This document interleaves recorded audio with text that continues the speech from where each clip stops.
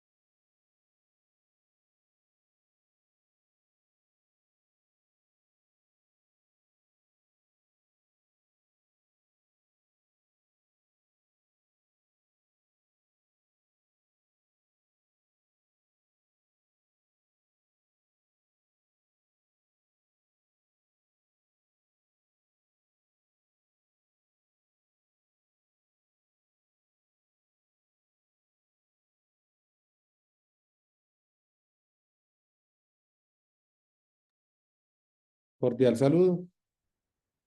Muchas gracias al comité organizador por la invitación.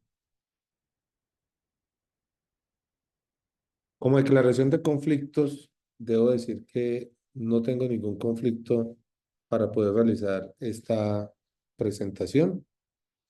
Lo que vamos a ver durante este tiempo es lo siguiente. Vamos a ver eh, la, el alcance de la ponencia, el caso clínico, las generalidades, el manejo inicial del trauma, la evaluación fetal, la evaluación y manejo secundario, el tratamiento de choque, las lesiones específicas de la gestación, la cesárea perimortem y las conclusiones.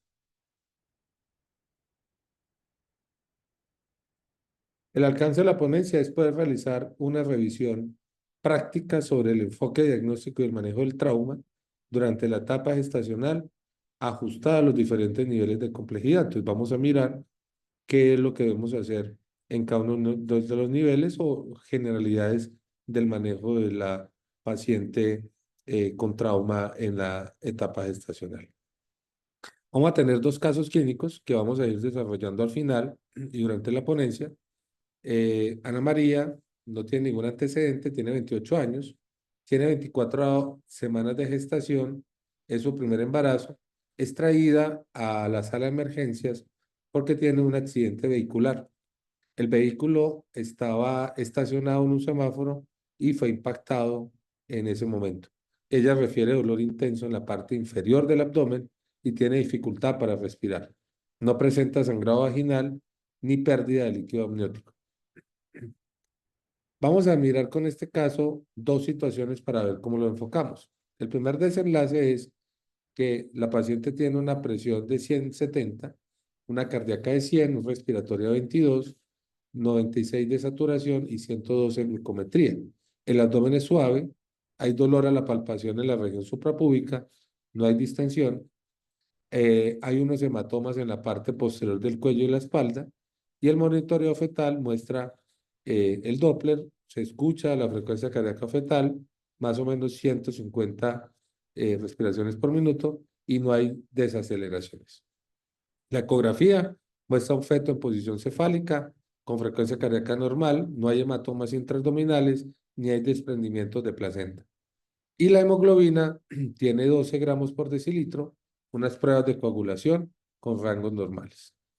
Y vamos a tener un segundo desenlace, a mirar esta misma paciente en otro contexto clínico, en donde la encontramos somnolienta, responde a estímulos dolorosos, el abdomen está distendido, hay dolor a la palpación difusa y signos de posible hematoma, las extremidades están frías y pálidas, tiene signos de mala perfusión y el monitoreo fetal muestra una frecuencia cardíaca fetal de 90 con desaceleraciones intermitentes. ¿Qué queremos hacer luego con esto? Luego de ver los exámenes, es desarrollar qué debemos hacer con cada una de estas dos situaciones de nuestra paciente.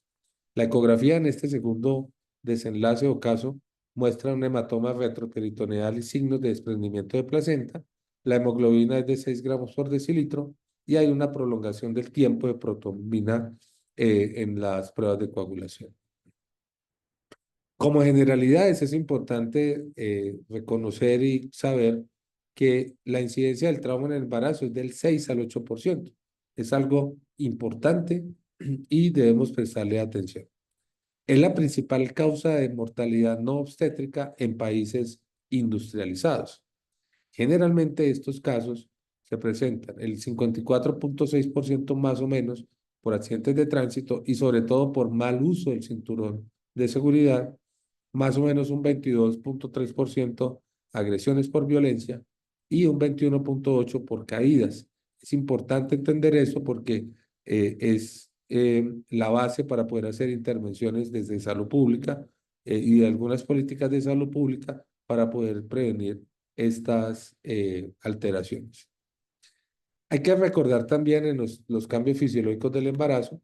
Recuerden que la mujer embarazada aumenta la frecuencia cardíaca hasta un 20%. En la semana 30 se estabiliza y vuelve otra vez y se aumenta en el trabajo de parto y en el parto como tal.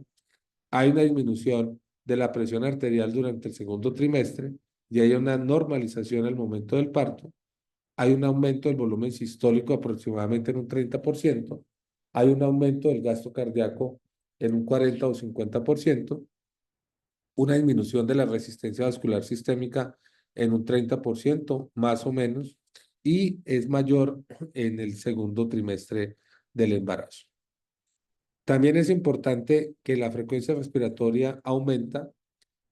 La mayoría de los cambios en la ventilación por minuto, más o menos un 30 o 50% por incremento de ese volumen corriente. Y lo otro importante que es claro para tener en cuenta cuando enfrentemos al paciente es que como hay un incremento de la ventilación por minuto, va a producir una alcalosis respiratoria secundario de ese cambio en volumen previo que habíamos dicho. La PC2 disminuye, por lo tanto, esperamos en la embarazada que tenga un valor no alto, alrededor de 35 milímetros de mercurio, sino 28 a 32 milímetros de mercurio. Eso significa que si una paciente me llega con PC2 de 40 milímetros de mercurio, que en teoría en otras personas sería normal, en esta paciente puede indicar una hipoventilación alveolar y una insuficiencia respiratoria. Hay que tener en cuenta eso. Dentro de la evaluación y manejo inicial del trauma en embarazadas, debemos hacer el ABCDE primario del trauma, tal cual como lo hacemos en otros casos. Entonces, recordar lo siguiente y es, ¿qué es esto? La A es vía aérea, pero también le adicionamos el control de la columna cervical.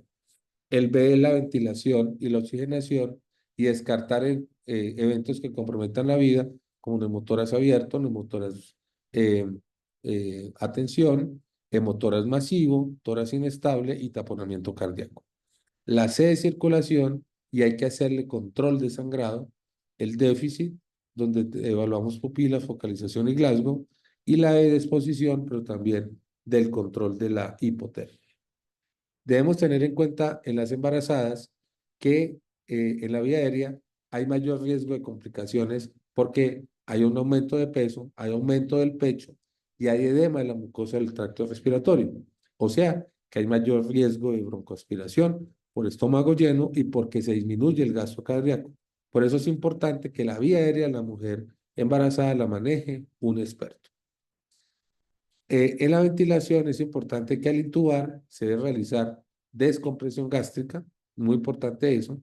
Y lo otro es que hay que hacer un aporte de oxígeno porque el consumo de oxígeno generalmente puede aumentar y ese consumo de oxígeno aumenta un 20 a 30% aproximadamente. Otra cosa importante que debemos tener cuando estemos hablando de este ABCD primario es que si vamos a hacer toracostomía, debemos hacerla un espacio por encima de lo normal, o sea, no en quinto, sexto espacio intercostal, sino cuarto, quinto espacio intercostal, porque como aumenta la presión intraabdominal, se eleva el diafragma, va a tener este problema. Otra cosa importante es en el monitoreo ecográfico, eh, porque nos va a ayudar a enfocar los pacientes que necesitan toracostomía, pero también a facilitar esa toracostomía, sobre todo si hay alguna alteración o alguna estructura que pueda complicarse con ese paso de tubo a tórax. En la C de la circulación es importante que hay que mantener una presión arterial adecuada para poder mantener un flujo placentario y fetal, el cual requiere esa paciente. Entonces aquí hay cifras como tal, las cifras, digamos, pueden ser engañosas por decir si es 70, si es 75 de media, si es 65, pues aquí lo que necesitamos es que la placenta esté bien perfundida y el feto esté con un flujo adecuado. Debemos colocar dos vías venosas, generalmente por accesos supradiafragmáticos. Lo otro es a la paciente hay que colocarla en decúbito lateral izquierdo. Recuerden que hay compresión aortocava, especialmente después de las 20 semanas. No hay retorno venoso y esto puede alterarlo. Por eso es importante dejarla en decúbito lateral izquierdo. Y si por alguna razón la paciente no tiene, está inconsciente, debemos colocar la tabla de Cardiff o la tabla donde tiene una inclinación para poder ayudarle a mejorar. Y si por alguna razón esto no se puede, simplemente desplazamos el útero hacia la izquierda y ya. Lo otro importante es que si hay inestabilidad, la ecografía es supremamente importante para poder enfocar los pacientes. Y adicionalmente a eso, en la C, importante entender que debemos hacer todas las intervenciones para poder evitar que haya transfusiones masivas y en caso de hacerlo, recordar que la terapia 111 en sangrado severo va a disminuir la coagulopatía, mejorar la supervivencia. ¿Y esto qué es? Que por cada unidad de concentrado colocamos una unidad de plasma y colocamos una unidad de plaquetas. En la evaluación fetal es importante que una vez se realice la evaluación y manejo y reanimación de la madre, pasamos a la evaluación fetal. Esto es importante porque si no reanimamos bien a la mamá, pues el feto va a estar alterado. Entonces, por eso, una vez ya definamos que la mamá la tenemos más estable, hacemos las intervenciones, hacemos el monitoreo y la evaluación, es recomendado siempre hacer evaluación fetal, incluso en casos leves. La ecografía Doppler y el control de la frecuencia fetal generalmente nos puede servir si no hay monitoreo continuo Ya vamos a mirar en qué casos puede haber monitoreo continuo. Y lo otro es que monitorear la actividad uterina se debe hacer después de las 20 semanas, la frecuencia cardíaca fetal después de las 24 semanas y debemos monitorizar a las pacientes entre 4 mínimo y máximo 48 horas en promedio. Ya vamos a mirar un poco para eso. ¿Cuándo vamos a suspender el monitoreo fetal continuo? Cuando hayan contracciones uterinas menores a 10 minutos, cuando el trazado fetal cardíaco está adecuado, cuando hay ausencia de dolor abdominal y cuando hay ausencia de sangrado vaginal. Esas son consideraciones específicas para ya decir, no se necesita más monitoreo fetal continuo. Lo vamos a hacer al menos por 4 horas, eso también es importante. Y en caso de que haya sufrimiento fetal, debo tener todo preparado para poder hacer una cesárea urgente. Vamos a mirar algunas cosas más adelante. Lo otro es importante que por debajo de 25 semanas hay una alta mortalidad fetal por parto prematuro, por lo que también debemos evaluar, prevenir y estar preparados para eso. En la evaluación y manejo secundario del trauma, es importante que siempre cuando evaluamos la paciente en trauma debemos descartar complicaciones obstétricas tales como el desprendimiento de la placenta, rotura uterina, parto prematuro y que haya una necesidad de cesárea urgente. La otra cosa importante es descartar las complicaciones obstétricas eh, y es importante también entender que si necesitamos un diagnóstico radiológico por imagen, la debemos hacer si hay una indicación clínica, ya sea radiografía o una tomografía. Eso es importante porque recuerden que las dosis de radiación teóricas para dañar el feto son muy superiores a eso que se va a hacer y obviamente en el beneficio y el riesgo que tiene, pues va a ser más el beneficio por diagnosticar complicaciones obstétricas. Pero también recuerde que los ultrasonidos son inocuos, por lo que podemos hacer inicialmente ultrasonografía para poder guiar el manejo y hacer diagnósticos específicos. Aquí es importante que la ecografía para desprendimiento de placenta solo tiene una sensibilidad del 24%, pero nos puede ayudar en la fase inicial y luego, como les digo, si necesita una intervención, podamos hacer esta tomografía o radiografías específicas que necesitemos. La resonancia magnética está limitada por la disponibilidad y por el tiempo para realizar estudios, por eso no se utilizaría. Y lo otro es que el gadolinio no se recomienda porque hay aumento de reacciones inflamatorias de la piel y muerte periparto en las mujeres en embarazo. Entonces, por esas dos razones, no las utilizamos rutinariamente. Es importante entender en el manejo de líquidos. Los líquidos los utilizamos para reanimación, nutrición, mantenimiento y fármacos. Y en este caso, para la reanimación, debemos saber que reanimamos a la paciente y los líquidos ya deben estar restringidos o solo para las dosis específicas que se requieran.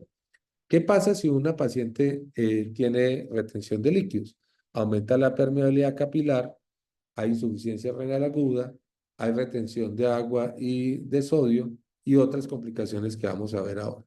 Y lo otro importante que no se les puede olvidar es el papel del glicocálice. El glicocálice es una estructura dinámica que tapiza las células endoteliales, que está compuesta por una red de carbohidratos y generalmente lo que va a hacer es reducir el contacto de la célula endotelial con los componentes sanguíneos, ya sean celulares o macromoléculas. Entonces, es muy importante el glicocálice porque cuando yo tengo exceso de líquidos, empiezo a alterar el glicocálice y vamos a mirar algunas de las complicaciones que puede tener los órganos cuando tengo un balance hídrico positivo. Mire, por ejemplo, disfunción diastólica, disminución de la contractilidad, disminución del retorno venoso a nivel cardíaco cuando tengo un balance hídrico positivo, a nivel pulmonar, edema, derrame, que eso lo sabemos, pero también aumento de la elastancia pulmonar y aumento de la elastancia de la caja torácica, disminución de la oxigenación, aumento de la hipoventilación alveolar, a nivel renal, aumento de la presión intersticial, aumento de la presión venosa, disminuye el flujo sanguíneo renal, disminuye el filtrado del glomérulo. Entonces también es importante no tener a nuestros pacientes con un balance hídrico positivo. A nivel cerebral, aumento del edema, pero también de la presión intracraneal y puede hacer delirio o puede hacer alteraciones cognitivas a nivel hepático, congestión hepática, disminución de la actividad del citocromo P450 o síndrome compartimental hepático. A nivel intestinal, ascitis, edema de asas intestinales, disminución del flujo esplácnico, translocación bacteriana. Entonces, mire todas las alteraciones que pueda tener. Cuando una paciente está estable, lo que hacemos básicamente es empezar a mirar si es un accidente de tránsito, las lesiones por el cinturón, si es resbalones o caídas, mirar si hay fracturas de extremidades o daños ligamentosos, si hay quemaduras, generalmente empezar a evaluar inicialmente los líquidos, pero también considerar el parto si el área afectada es mayor del 50%. Si hay violencia de género, llamar a las autoridades y si es un trauma penetrante, determinar el nivel de entrada, teniendo en cuenta ya sea el tamaño y la posición del útero durante la gestación. Cuando ya tenemos al paciente y lo he enfocado y tiene choque, debemos empezar a hacer una reanimación equilibrada. La hipotensión permisiva puede ser perjudicial para el bienestar fetal, pero también la reanimación masiva de líquidos puede producir, y como ya lo vimos, edema, coagulopatía y empeorar el sangrado y todas las complicaciones que ya previamente les conté.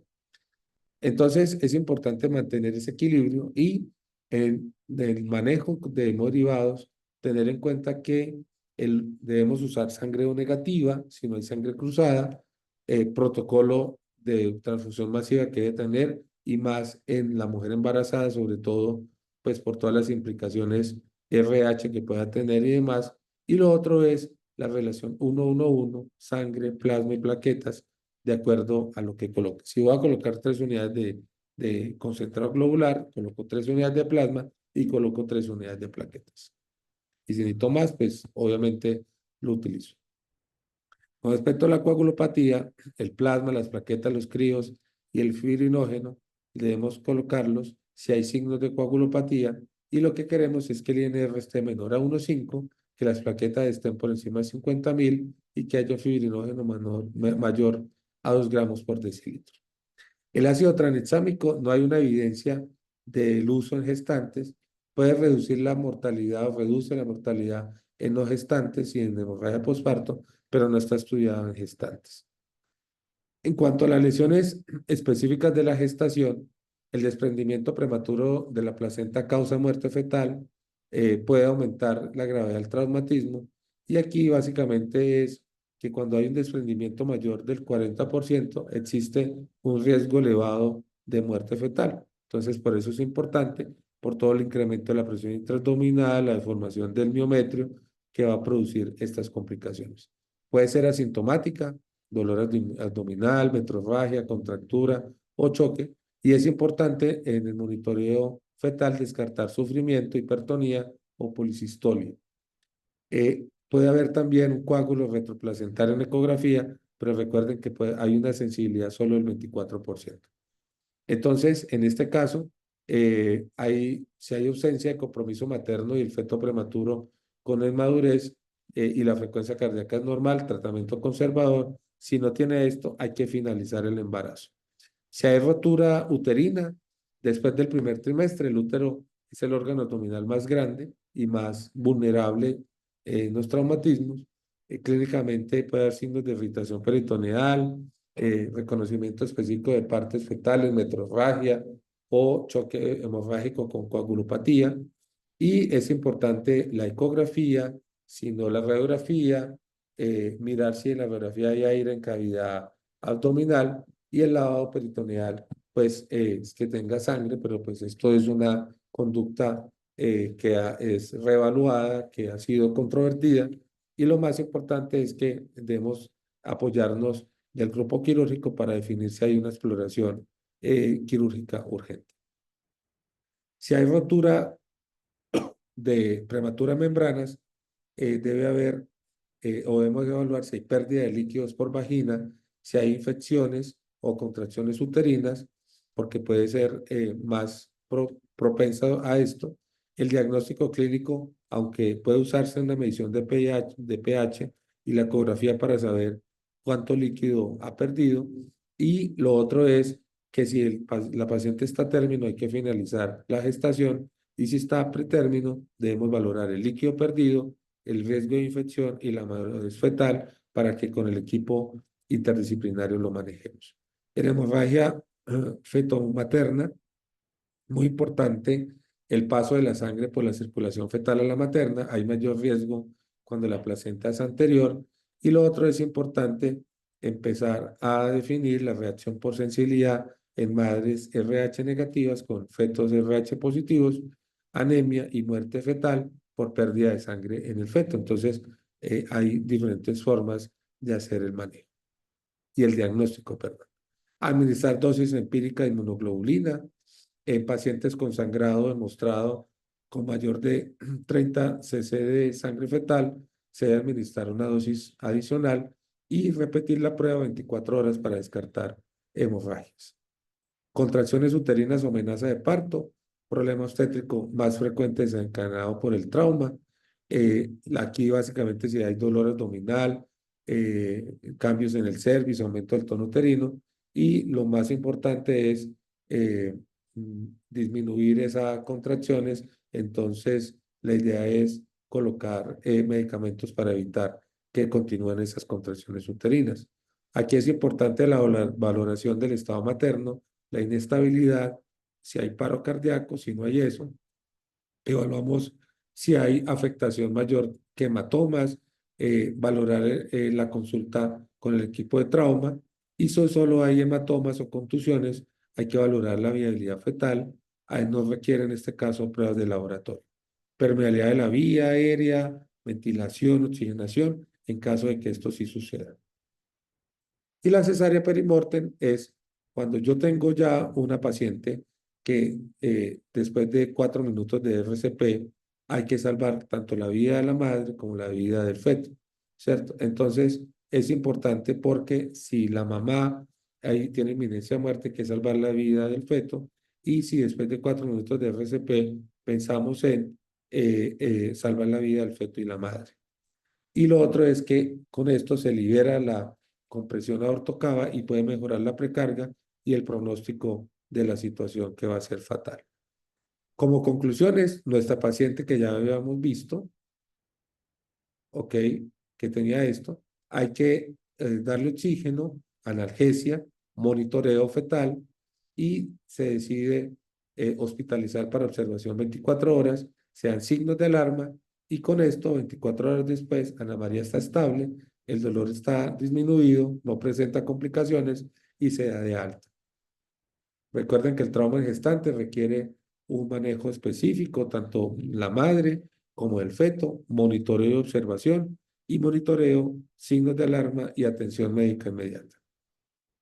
Y en el segundo caso de Ana María, que ya habíamos visto, entonces colocamos líquidos, sangre, lo monitorizamos, le iniciamos oxigenoterapia, como hay inestabilidad y hay hematoma, se hace la parotomía, se evalúa, se maneja el sangrado, se hace cesárea de emergencia por la condición del feto y el riesgo de desenlace adverso, se extrae el feto en estado crítico, se lleva a resucitación neonatal, Laura la llevan a UCI postquirúrgica, hay un monitoreo estricto contra función y manejo del choque y el bebé luego de la atención se estabiliza, se observa en la unidad de cuidados intensivos y 48 horas después Laura sale y es trasladada a la sala de recuperación.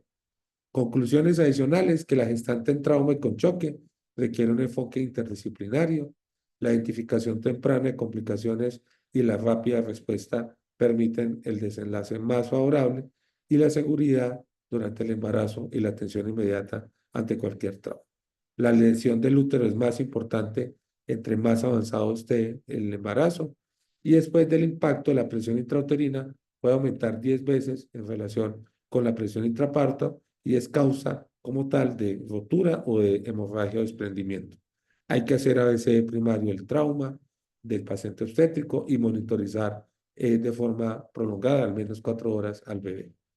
Manejo y choque de la coagulopatía según las guías y las complicaciones más graves como desprendimiento, rotura y rotura de membranas y parto prematuro, es importante hacerlas. Muchas gracias y muy agradecido por el tiempo dedicado.